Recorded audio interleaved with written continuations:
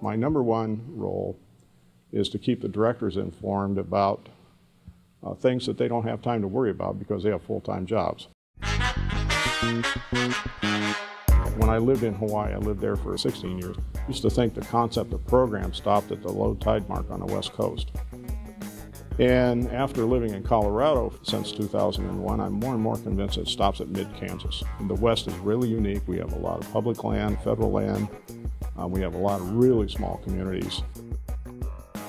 And I think there are a lot of really unique challenges because of distances, the smallness of the communities, and rural development is a big deal in the West because you have people who are competing against each other now, and rather than working as a region. In the West, we have 6 or 8 projects in water, ranging from micro irrigation technologies to water policy.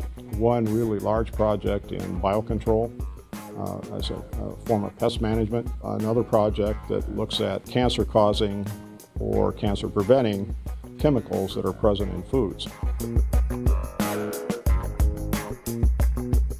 The projects that we have, all of them benefit the producers or the public, and we actually pioneered the partnership of extension with the experiment stations in these multi-state projects. All of our projects have a requirement for an outreach component. The idea is to get this information into the hands of people who need it.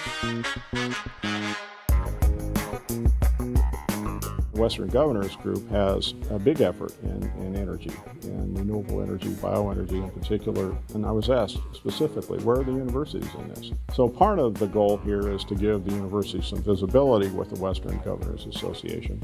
So what we want to be able to do is leverage each other's resources and be more effective by sharing those resources across the state lines.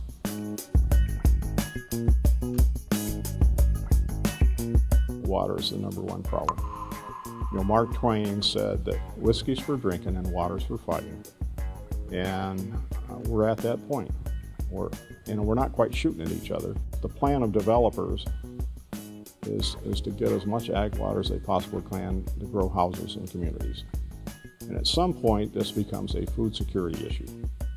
I'm Mike Herrington, and I'm working for Rural Prosperity.